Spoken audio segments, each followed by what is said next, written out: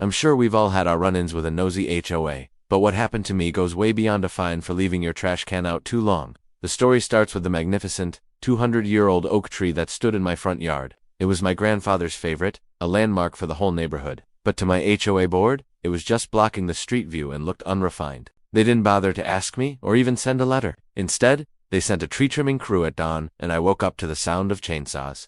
By the time I rushed outside, it was too late. My beautiful oak tree was nothing but a stump. The HOA president, smug as could be, handed me a landscaping compliance notice. He actually told me I should thank him for the extra sunlight. He thought he was just tidying up the neighborhood, but what he really did was hand me the keys to the entire HOA bank account. See, what he didn't know is that in my state, we have something called tree law, and it is no joke.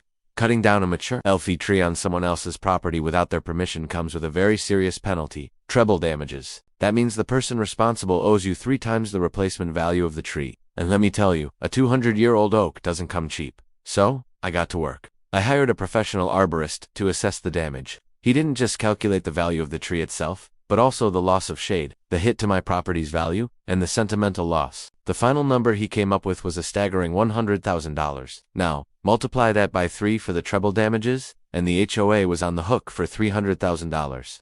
As you can imagine, when I sent them the bill, they just laughed. They thought I was bluffing. Big mistake. I immediately filed what S called A-list pendants against all of the HOA's assets: the community clubhouse, the swimming pool, all the common areas.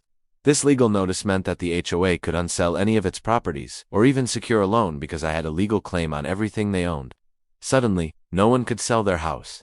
The entire neighborhood was frozen. Panic set in. The other homeowners realized their property values were about to plummet if the HOA went into foreclosure. To save the neighborhood, the residents called an emergency meeting and voted to use the board members' personal reserve funds to pay my settlement. That's right, the very people who destroyed my tree had to pay for it out of their own pockets. The HOA president, who started all this, lost everything. As for me, I used the settlement money to buy a plot of land and plant a whole forest of new trees, creating a private park.